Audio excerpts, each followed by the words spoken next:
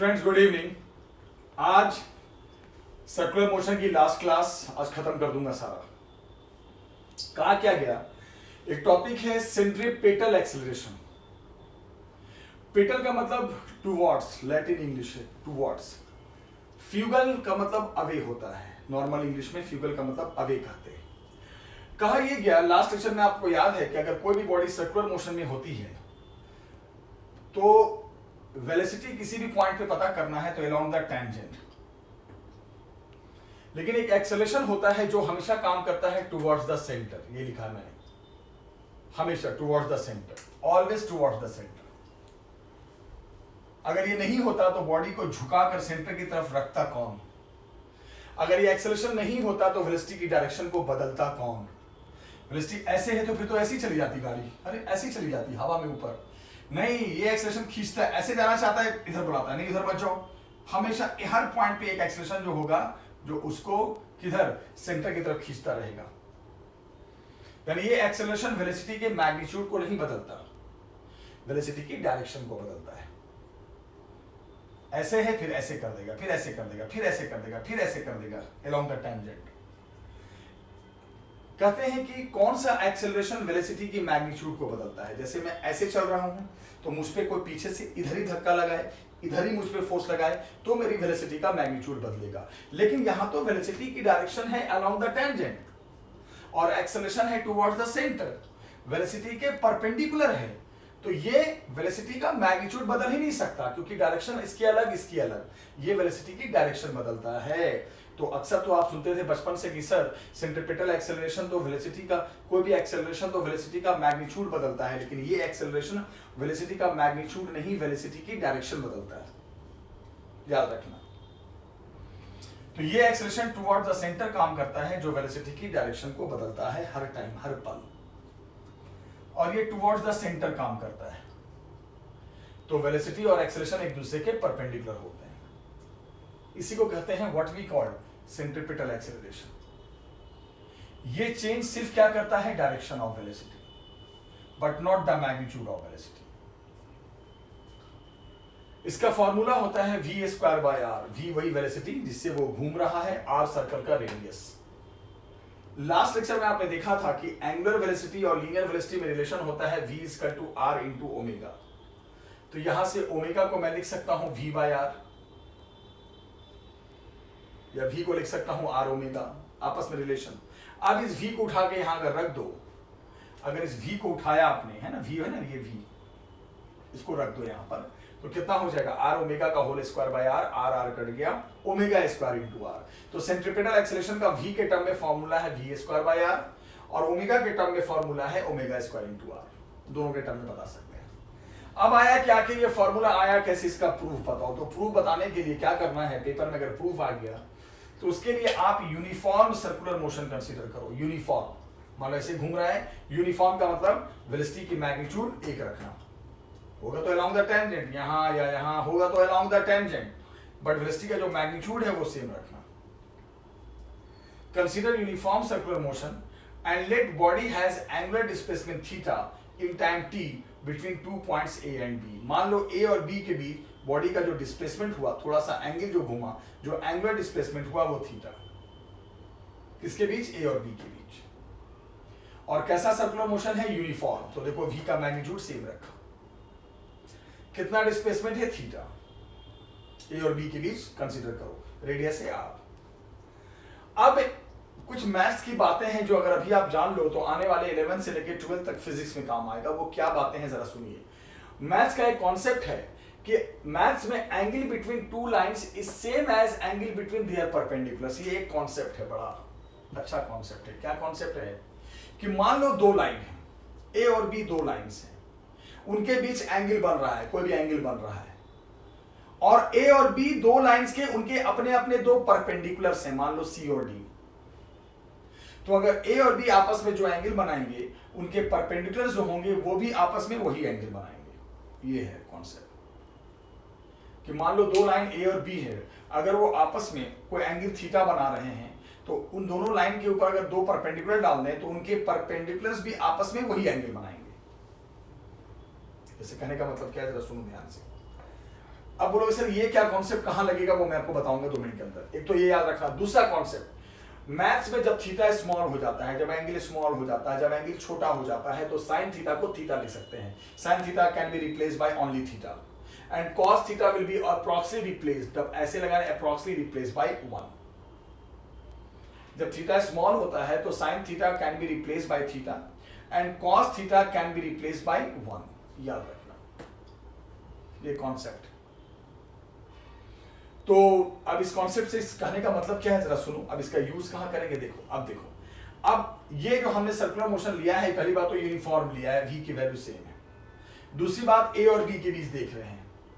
अब मैं अगर पूछूं कि मुझे a पे बताओ, a पॉइंट पे मुझे बताओ, a पॉइंट पे जो वेलोसिटी है वो बिल्कुल 1D है, बिल्कुल एक डायरेक्शन में है। तो ए पॉइंट पे अगर मैं पूछूं कि वेलोसिटी का दोनों कंपोनेंट लिखो, क्योंकि सर्कुलर मोशन 2D मोशन होता है, तो मैं पूछ सकता हूं कि भैया ए पॉइंट पे वेलोसिटी का दोनों कंपोनेंट लिखो, मतलब एक्स डायरेक्शन में भी लिखो और वाई डायरेक्शन में भी लिखो। तो बोलोगे सर सबसे बड़ी बात तो मैं आपको ये बता दूं कि ए पॉइंट पे जो वेलोसिटी है वो सब की सब एक्स डायरेक्शन में है। ए पॉइंट पे वेलोसिटी वाई डायरेक्शन में बिल्कुल नहीं है, ना एंगल पे है कि हम एंगल में तोड़ दें। तो बोलोगे सर ए पॉइंट पे जो आपने वेलोसिटी दिखाया है वो एक्स कंपोनेंट है, वाई कंपोनेंट ए पॉइंट पे नहीं है। ए पॉइंट पे वेलोसिटी का कोई वाई कंपोनेंट नहीं है। ए पॉइंट पे वेलोसिटी का वाई कंपोनेंट 0 है। क्या किया मैंने, ए पॉइंट पे वेलोसिटी के दोनों कंपोनेंट लिख दिए, एक्स है वाई नहीं है। अब आ जाओ बी पॉइंट पे। अब हम आते हैं बी पॉइंट पे। तो बी पॉइंट पे अगर हम देखें तो बी पॉइंट पे देखो वेलोसिटी अलोंग द टेंजेंट ऐसे है। तो अगर बी पॉइंट पे अगर हम देखें तो वेलोसिटी ऐसे है, तो यहां पर तो वेलोसिटी को दोनों पार्ट हो जाएंगे, x part y part. X part इधर थीटा बनेगा। बोलोगे सर ये थीटा कैसे आ गया, थीटा तो यहां था सर, ये थीटा है, यहां पे कैसे थीटा हो गया। अभी समझाता हूं इस कॉन्सेप्ट से। एक बात बताना, ये जो वेलोसिटी है, जो मैं पूछूंगा जवाब देना, ये जो वेलोसिटी है, ये वेलोसिटी, ये साफ दिख रहा है कि OB का परपेंडिकुलर है, OB है रेडियस और ये होता है टेंजेंट। तो ये जो वेलोसिटी वाला लाइन है वो OB के परपेंडिकुलर है, वेलोसिटी वाली लाइन OB के परपेंडिकुलर है, और जो V का जो x कंपोनेंट है ये OA के परपेंडिकुलर है। फिर से देखो, ये वाली लाइन, ये वाली OA के परपेंडिकुलर है, ये वाली लाइन, ये वाली OB के परपेंडिकुलर है, और यहां OA और OB आपस में क्या बना रहे हैं, थीटा। तो ये भी आपस में क्या बनाएंगे, थीटा, क्योंकि ये दोनों इन दोनों के परपेंडिकुलर है। ये दोनों लाइन इन दोनों लाइन के परपेंडिकुलर्स हैं। ये लाइन इसका परपेंडिकुलर, ये लाइन इसका परपेंडिकुलर। तो अगर ये थीटा है तो ये भी थीटा हो, यानी अगर ये थीटा है तो ये भी थीटा होगा।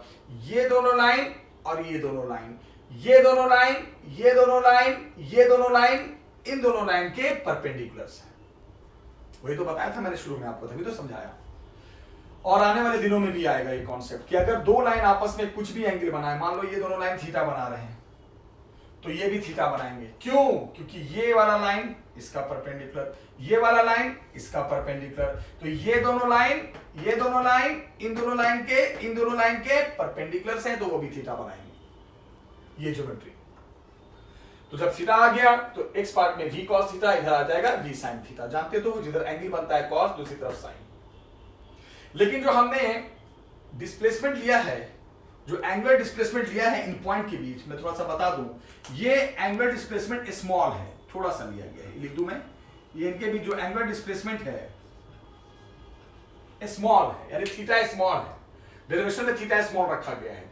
जब थीटा स्मॉल होता है तो मैथ्स का अगला कॉन्सेप्ट लगाओ। जब थीटा स्मॉल होगा तो cos थीटा 1 हो जाएगा, sin थीटा थीटा हो जाएगा, यानी कि v का x पार्ट v हो जाएगा, v का y पार्ट v थीटा हो गया स्मॉल के लिए। तो फिर cos थीटा 1 और sin थीटा थीटा, यानी ये कंपोनेंट v1 होगा तो ये v बचेगा, ये थीटा होगा तो v थीटा बचेगा।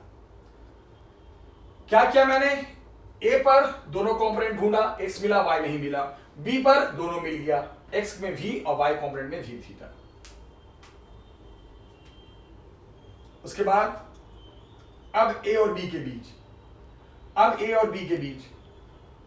आप निकालो चेंज इन वेलोसिटी कि a और b के बीच क्या चेंज इन वेलोसिटी आया, वेलोसिटी में क्या चेंज आया a और b के बीच, वो बताओ। यानी a और b के बीच डेल्टा यानी चेंज। तो सबसे पहले ए और बी के बीच चेंज इन वेलोसिटी पहले एक्स डायरेक्शन में देखो, फिर वाई डायरेक्शन में देखो। तो एक्स डायरेक्शन में चेंज देखो, चेंज का मतलब क्या, बी पे एक्स डायरेक्शन में क्या है वेलोसिटी v, ए पे एक्स डायरेक्शन में क्या है वेलोसिटी v। तो यहां पर भी एक्स डायरेक्शन में v आ रहा है, वहां पर भी एक्स डायरेक्शन में v था, तो change in velocity x direction में 0, यानी एक्स डायरेक्शन में कोई चेंज इन वेलोसिटी नहीं हुआ। 2D है ना, तो 2D में एक्स वाई दोनों देखेंगे ना, सर्कुलर मोशन जैसे प्रोजेक्टाइल 2D मोशन था, मोशन इन प्लेन, ये भी मोशन इन प्लेन है।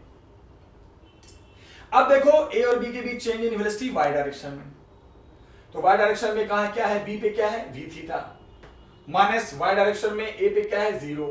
चेंज का मतलब क्या, यहां पर फिर यहां पर, एक्स में भी यहां पर फिर माइनस यहां पर, तो आ गया v थीटा। बोलोगे सर यहां पे जो चेंज इन वेलोसिटी आया वो सिर्फ वाई डायरेक्शन में आया, एक्स डायरेक्शन में नहीं आया। तो जब एक्स डायरेक्शन में नहीं आया तो उसको नहीं बच्चे, उसमें चेंज नहीं आया तो नहीं आया, भूल जाओ उसको। और एक्सेलरेशन का फॉर्मूला क्या होता है बेटा, change in velocity upon time. और चेंज इन वेलोसिटी आया क्या, ए और बी के बीच v थीटा, एक्स डायरेक्शन में आया नहीं, जो वाई डायरेक्शन में आया वही चेंज हो गया v थीटा। और एक्सेलरेशन का फॉर्मूला होता है 9th क्लास से पढ़ते आ रहे हैं, change in velocity upon time, हम तो एक्सेलरेशन डिराइव कर रहे हैं, तो चेंज इन वेलोसिटी क्या आ गया, v theta by time t, theta में गया ना t। लेकिन 2D मोशन है तो चेंज इन वेलोसिटी x में भी देखना पड़ेगा और y में भी देखना पड़ेगा। x में नहीं आया तो नहीं आया, भूल जाओ उसको, जो y में आया वही चेंज ले लोगे पूरे टॉपिक में। और पिछले लेक्चर में देखना थीटा बाय टी, या थीटा क्या होता है, डिस्प्लेसमेंट सर्कुलर मोशन में, displacement by time angular velocity omega, तो थीटा बाय टी ओमेगा, तो a बराबर आ गया v ओमेगा, बस हो गया खत्म। और v और ओमेगा में क्या रिलेशन मैंने पढ़ाया था, v equal to r omega, तो ओमेगा बराबर v बाय r, ओमेगा को हटा के रख दो v बाय r, तो v into v square by r आ गया ना। जो फॉर्मूला मैंने पढ़ाया था वही फॉर्मूला आ गया कि सर सेंट्रीपिटल एक्सेलरेशन जो आप बता रहे थे, सर्कुलर मोशन में जो एक्सेलरेशन होता है टुवर्ड्स द सेंटर, जो बॉडी को झुका कर रखता है, जो वेलोसिटी की डायरेक्शन को हर पल बदलता है, जिससे वो सर्कल में मेंटेन रहती है, v स्क्वायर बाय r। क्या क्या किया मैंने, मैथ्स का पहले कॉन्सेप्ट, ए और बी के बीच यूनिफॉर्म सर्कुलर मोशन v और v, उसके बाद इनके बीच का डिस्प्लेसमेंट थीटा, ए और बी पे v के दोनों पार्ट्स लिखना चाहा मैं, x और y दोनों, तो a पे जो भी होगा x होगा, y पार्ट होगा नहीं। b पे v एंगल पे आ रहा है, तो यहां पे दोनों पार्ट टूटेंगे, x पार्ट भी टूटेगा, y पार्ट भी टूटेगा।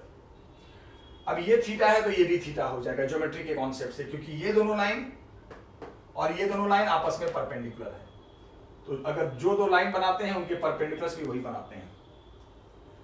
तो v का x part v cos theta, v का y part v sin theta, और फिर लगा दो a और b के बीच जो हमने डिस्प्लेसमेंट लिया है वो क्या लिया है, स्मॉल लिया है, स्मॉल एंगल के लिए लिया है, तो स्मॉल एंगल के लिए sin थीटा थीटा बन जाता है, cos थीटा 1 बन जाता है, तो ये हो गया v और ये हो गया v थीटा। अब देखो a और b के बीच change in velocity, x direction में अलग देखो, y डायरेक्शन में अलग देखो, x डायरेक्शन में वहां पर भी v, यहां पर भी v, 0 no change, y direction में वहां पे 0, यहां पे v थीटा, तो ओवरऑल x डायरेक्शन में कोई चेंज नहीं, जो चेंज मिला वो y में, वही हो गया change in velocity upon time, theta by t omega, omega को वहां से v में बदल दो, v square by r, gain is over. ये होता है सेंट्रीपिटल एक्सेलरेशन। अब सुनो, अब क्या कहा गया कि अगर आपके पास नॉन यूनिफॉर्म सर्कुलर मोशन है, यूनिफॉर्म सर्कुलर मोशन तो हो गया, अगर नॉन यूनिफॉर्म सर्कुलर मोशन है, तो नॉन यूनिफॉर्म का मतलब क्या होता है बेटा, कि v होगा तो सर्कुलर मोशन, घूमेगा तो सर्कल में, घूम तो रहा है सर्कल में देखो, लेकिन इतना होगा कि अब जो v का जो मैग्नीट्यूड है वो चेंज होगा। जैसे वहां पे क्या था, यूनिफॉर्म सर्कुलर मोशन में क्या होता है बेटा, हर जगह v की वैल्यू सेम होती है, लेकिन नॉन यूनिफॉर्म होगा तो v की वैल्यू बदलती रहेगी, it will change all time everywhere. तो अगर नॉन यूनिफॉर्म सर्कुलर मोशन होगा तो किसी भी बॉडी पे, घूमने वाली बॉडी पे अगर नॉन यूनिफॉर्म सर्कुलर मोशन है तो किसी भी पॉइंट पे दो तरह के एक्सेलरेशन पाए जाएंगे। सेंट्रीपिटल तो होगा ही होगा, उसके बिना तो सर्कल ही नहीं बनेगा, वो नहीं रहेगा तो डायरेक्शन कौन चेंज करेगा। तो नॉन यूनिफॉर्म सर्कुलर मोशन में किसी भी पॉइंट पे दो तरह के एक्सेलरेशन पाए जाते हैं। In non uniform circular motion at any point body will have two acceleration. पहला होगा tangential acceleration which will change the magnitude of velocity, और दूसरा जो होगा बेटा वो होगा centripetal acceleration to change the direction of velocity. Centripetal तो होना ही होना है, उसके बारे में तो कोई डाउट है ही नहीं, वो नहीं होगा तो सर्कुलर कैसे बनेगा। लेकिन एक और होगा जो वेलोसिटी की मैग्नीट्यूड को बदलेगा, और वेलोसिटी की डायरेक्शन किधर होती है, अलोंग द टेंजेंट। तो इसके मैग्नीट्यूड को बदलने के लिए एक्सेलरेशन भी चाहिए उधर ही अलोंग द टेंजेंट, तो एक अलोंग द टेंजेंट होगा, जहाँ अलोंग द टेंजेंट होगा हर पॉइंट पे वो ये क्या करेगा, इसको कहेंगे टेंजेंशियल एक्सेलरेशन। ये क्यों आया है, वेलोसिटी के मैग्नीट्यूड को बदलने के लिए। मैंने क्या कहा, आपको किसी भी वेलोसिटी की मैग्नीट्यूड को बदलना है तो एक्सेलरेशन चाहिए उसी डायरेक्शन में, हम ऐसे चल रहे हैं तो इधर ही धक्का दे हमें, तो वेलोसिटी होती है अलोंग द टेंजेंट, तो एक और उस तो टेंजेंट के अलोंग ही एक्सेलरेशन चाहिए, टेंजेंशियल एक्सेलरेशन, जो वेलोसिटी के मैग्नीट्यूड को बदलेगा।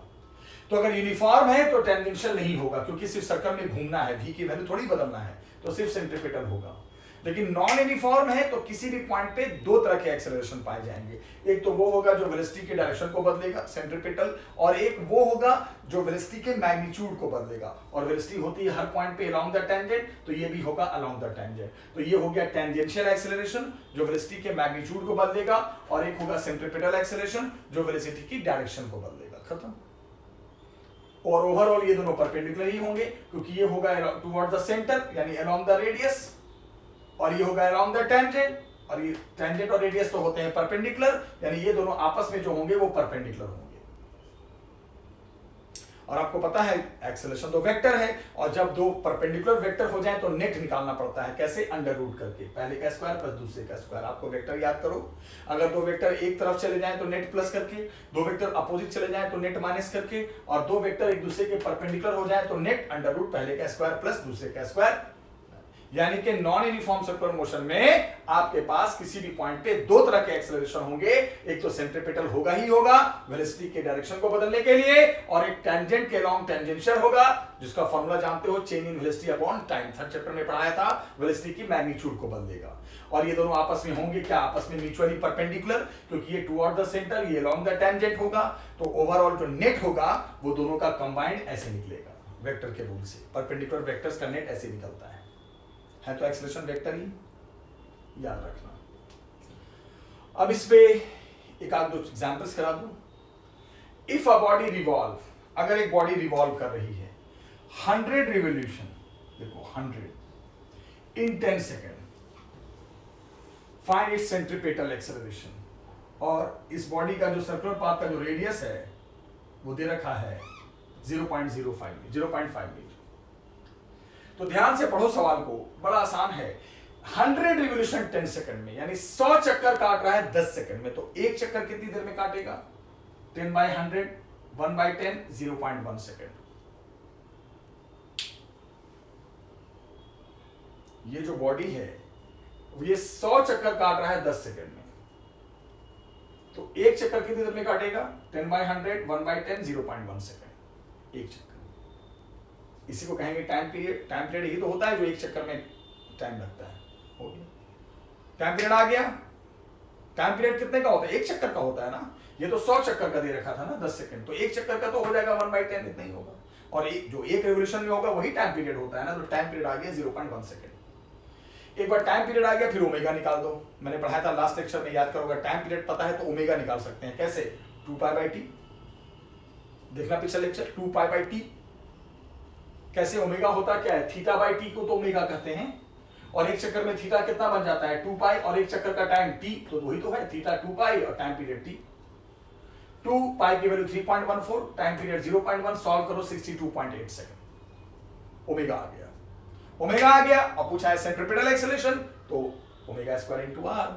आपको पता है ना, अगर v पता है तो v²/r, और ओमेगा पता है तो ओमेगा स्क्वायर इनटू r, जिससे मर्जी निकाल दो, omega square into r, centripetal acceleration निकल कर आ गया, याद रखना। अगला सवाल, if a cycle takes turn at a speed of 10 metre per second, एक साइकिल बंदा चला रहा है और वो टर्न ले रहा है 10 मीटर पर सेकंड से, कहीं मुड़ रहा है, ट्रैक ऐसे सर्कल में मोड़ आ गया, मुड़ रहा है, with track radius of 5 metre, जहां पे मुड़ रहा है उसके ट्रैक का जो रेडियस है, मुड़ोगे तो जाहिर सी बात है, मोड़ कहां पे आता है, सर्कुलर पाथ पे ना, तो जो जहां पे मोड़ आया है वहां पे जो ट्रैक मुड़ रहा है उस ट्रैक का रेडियस है 5 मीटर, और वहां पे वो ब्रेक अप्लाई करता है, कितने का, 1 मीटर पर सेकंड स्क्वायर का, टू मेंटेन द बैलेंस। उसे लगा कि कहीं बहुत वेलोसिटी ज्यादा है, तो अक्सर देखा होगा कि हम कहीं मुड़ते उड़ते हैं तो थोड़ा ब्रेक लगाते हैं, थोड़ा सा कंट्रोल करते हैं वेलोसिटी को, तो उसने ब्रेक लगाया थोड़ी वेलोसिटी को कम करने के लिए। कितने का ब्रेक लगाया, 1 मीटर पर सेकंड स्क्वायर। ये भी देखो ए ही है, रिटार्डेशन एक्सेलरेशन वही है, ए है। Find net acceleration at that time, तो उस टाइम नेट एक्सेलरेशन कितना था, तो पहले तो बोलोगे सर है तो सर्कुलर पाथ में, जब वो मोड़ आया तो सर्कुलर पाथ में आ गया, तो जैसे ही सर्कुलर पाथ में आया तो सेंट्रीपिटल तो आना ही आना है, दुनिया की कोई ताकत नहीं रोक सकती। V square by r centripetal हो गया, वो तो होना ही होना है। लेकिन सर आप ब्रेक लगा के वेलोसिटी को कम भी कर रहे हो, और जो ब्रेक लगाया है वो 1 मीटर पर सेकंड स्क्वायर का, तो ये भी ए है लेकिन ये टेंजेंशियल है 1 मीटर पर सेकंड स्क्वायर, क्योंकि ये क्या कर रहा है, ये तो आने के बाद आपकी वेलोसिटी को कम कर रहा है, वेलोसिटी को चेंज कर रहा है, यानी कि ये नॉन यूनिफॉर्म मोशन बना रहा है, तो ये क्या हो गया टेंजेंशियल। तो टेंजेंशियल यहाँ पे एक्सेलरेशन तो बोल नहीं सकते, रिटार्डेशन बोलेंगे ना, क्योंकि वो वेलोसिटी को कम कर रहा है, मेंटेन जो भी कहो मेंटेन कर रहा है, यानी हर हाल में ये v को चेंज कर रहा है, तो ये भी एक्सेलरेशन है, यूनिट देखो आप मीटर पर सेकंड स्क्वायर, लेकिन ये टेंजेंशियल है क्योंकि वेलोसिटी को जो बढ़ाए घटाए वो टेंजेंशियल होता है। और सर्कुलर पाथ है तो सेंट्रीपिटल तो होगा ही होगा, वो वी स्क्वायर बाय आर से निकाल दो, यानी दोनों तरह की बात आ गई, टेंजेंशियल भी आ गया और सेंट्रीपिटल भी आ गया। तो आपको पता है जब दोनों तरह के एक्सेलरेशन आ जाए तो नेट कैसे निकालते हैं, अंडर रूट टेंजेंशियल का स्क्वायर प्लस सेंट्रीपिटल का स्क्वायर, फिनिश। अगर इसके बारे में बात नहीं करता, बोलता कि नहीं आए और इसी स्पीड से मुड़ गए, कोई वेलोसिटी कम नहीं किया, कोई आपने कंट्रोल नहीं किया, कोई आपने बैलेंस कोई ब्रेक नहीं लगाया, तो एक ही होता वी स्क्वायर बाय आर, फिर तो यूनिफॉर्म होता, उसी स्पीड से टर्न कर जाते आप। लेकिन साहब बोला है कि नहीं वहां पे थोड़ा सा ना ब्रेक लगाया गया है वेलोसिटी को कम करने के लिए, बैलेंस बनाने के लिए, तो जो ब्रेक से वेलोसिटी जो कम होगी तो वो जो ब्रेक होगा वो टेंजेंशियल एक्सेलरेशन होगा, रिटार्डेशन होगा 80 बस। सेंट्रीपिटल, अच्छा सेंट्रीपिटल तो होना ही होना है, जब सर्कल हम चल रहे हैं जरा सा मुड़े सेंट्रीपिटल तो होना है, इसको तो नेगलेक्ट करोगे तो चैप्टर ही गायब हो गया, ये तो होना ही होना है, सर्कुलर ट्रैक है ना, लेकिन वेलोसिटी को कम कर रहे हैं इससे तो टेंजेंशियल भी आ गया, फिर नेट कैसे निकाल देंगे। ठीक है बच्चे, तो थोड़ा सा कॉन्सेप्ट्स हैं, ये सब चीजें हैं, थोड़ा पढ़ना, अच्छे से पढ़ना, दोनों फॉर्मूले होते हैं, जैसी जरूरत वैसा फॉर्मूला अप्लाई करते हैं, और वीडियो को 1-2 बार देखना। अब कुछ अगली क्लास में भी कॉन्सेप्ट्स करा के ओवरऑल फाइनली ये खत्म करूंगा, फिर चैप्टर नंबर 5 शुरू करूंगा। आज के लिए इतना ही, थैंक यू वेरी मच।